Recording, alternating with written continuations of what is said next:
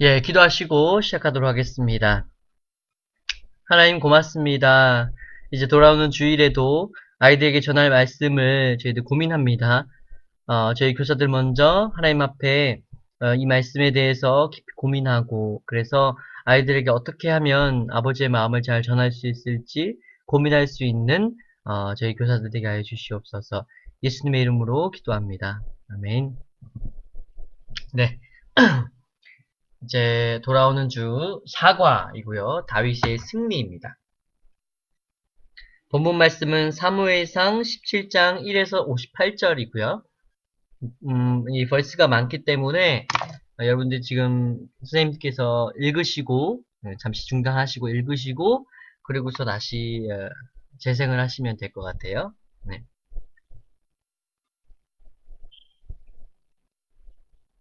네. 그러면 교사를 위한 묵상 1번. 골리앗 앞에서의 사울과 이스라엘 사람들의 심리적 상태는 어떠한가? 다윗에게 그 상황을 다른 시각에서 보게 만들고 그에게 용기를 준 것은 무엇인가? 우선 이 사울과 이스라엘 사람들의 심리 상태는 굉장히 두려운 상태였죠. 그리고 그렇지만 다윗에게 그 상황을 좀 다른 시각으로 보게 만드시고 또 그에게 용기를 주신 것은 다름 아닌 하나님에 대한 어떤 그 전능함에 대한 믿음이었죠. 어, 다윗은 지금 시편과 또 이사야서 지금 참고 말씀이 있는데 이거 읽어보시면 어찌하여 낭망하느냐 너에게 힘이 되시고 지키실 수 있는 피난처 되신 하나님을 의지하라는 그런 말씀으로 지금 나오거든요. 그래서 다윗은 목동으로서 양들을 지킬 때마다 그 어떤 사자나 곰이나 어떤 늑대나 여러 위협으로부터 늘 다이내믹한 그런 상황 속에서 하나님의 도우심을 겪은 사람이었어요. 말씀에도 나오는데 그러한 믿음으로 이 골리앗 앞에서의 상황을 보게 된 거예요. 이번에 하나님께서 과거에 다윗을 구출해 주신 경험은 현재의 도전, 골리앗 앞에 선 다윗에게 어떠한 자신감을 주는가? 이로부터 어떤 교훈을 얻게 되는가? 우선 우선 이걸 하기 전에 골리앗 앞에서의 어떤 교전을 얘기하는데 이 골리앗이 지금 성경에 보면 4절에 키가 6규빗 한 뼘이라고 했어요. 한 규빗이 약 45cm인데 6규빗만 하더라도 6, 4, 24, 6, 5, 30, 270cm예요. 여기에 한 뼘 정도 더 추가됐으니까 약 한 280에서 290cm란 말이에요. 2m 90이에요. 이 상당히 키만 큰 게 아니라, 바늘처럼 키만 큰 게 아니라, 지금 또 밑에 보면 노트북 쓰고 비늘 갑옷 입었는데 갑옷의 무게가 노 5,000세겔이다. 5,000세겔은 약 57kg예요.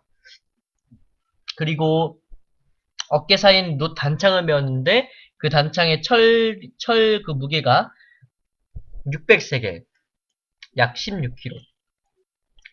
어, 모르겠어요. 이제 저희도 남자들은 군대에 가잖아요.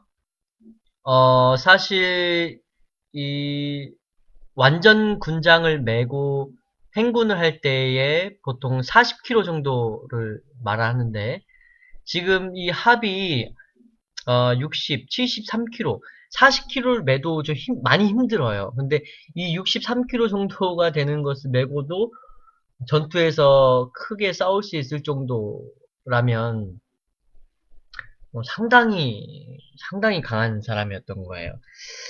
그런 앞에서 선 다윗에게 어떠한 자신감을 주는가, 과거에 어떤 일이. 그것이 이제 17장 34절 이후에 다윗이 사울에게 고백하는 내용이 있습니다. 목동으로 있을 때 그러니까 뭐 사자나 또 곰이 이런 위협을 했을 때에 주의 도우심을 내가 구했다. 그리고 경험했다라는 거예요. 그러니까 여호와께서 사자와 곰의 발톱에서 나를 건져내셨고 그것은 하물며 블레셋 사람의 손에서도 안 건져내시겠습니까? 그러한 자신감이 있는 거예요.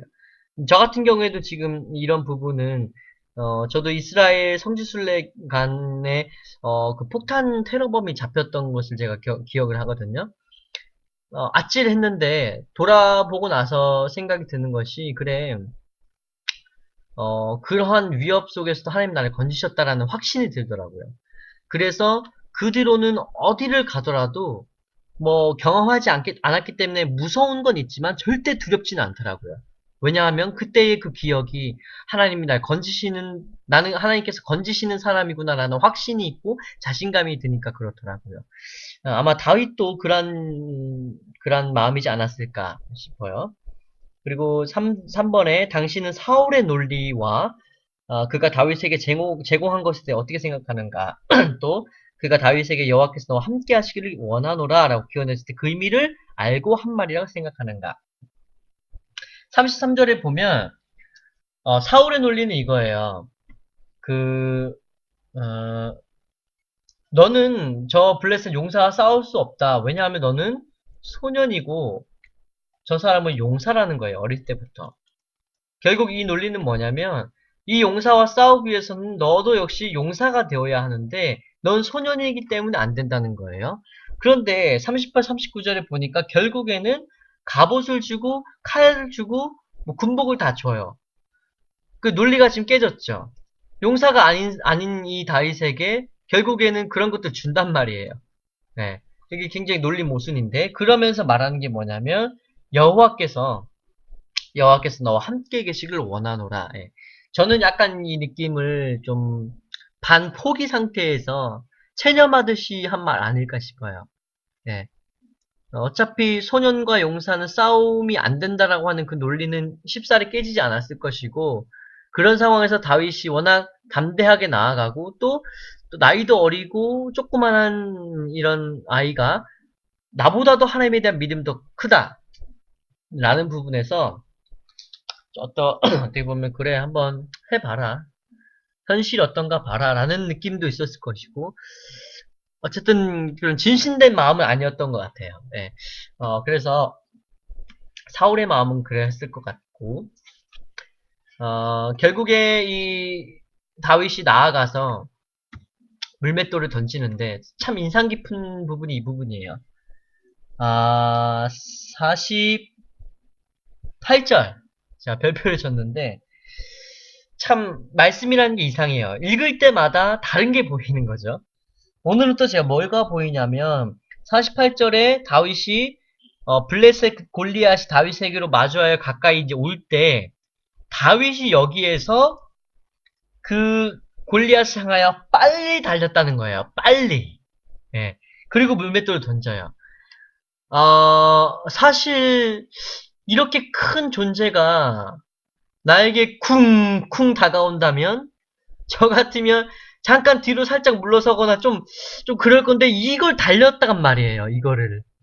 이거는 보통의 마음먹음이 없으면 안 되는 거예요. 사실은. 이거는 예를 들면 진짜 이걸 것 같아요. 앞에서 덤프트럭이 오는데 그 앞을 달려가는 거나 마찬가지일 것 같아요. 믿음 하나로. 이것이 우리에게 요구하는 참된 믿음인 것 같아요. 네, 그냥 앞에서 덤프트럭이 오는데 조금만 피했다가 갈까? 뭐 그런 게 아니라 나는 하나님께서 건지시는 사람이다 라는 그런 아주 강건한 믿음.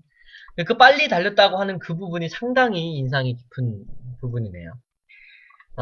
좀 추가적으로 그냥 한 가지 알아둘 것은 이제 이 블레셋하고 싸움이 원래 우리가 14장에서 그런 적 있잖아요.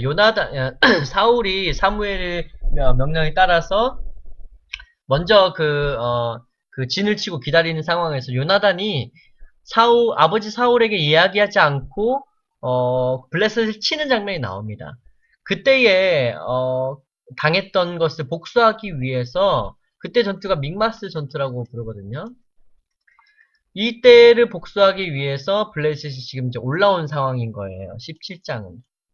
그래서 이 부분이 또 영적으로는 사울이라는 이스라엘의 어떤 상징적인 왕이 하나님을 저버리고 하나님께서 또 성령이 떠나고 악령을 넣으신 상황에서 영적으로 이스라엘이 약해져 있던 것을 크게 보여줄 수 있는 그런 부분이죠.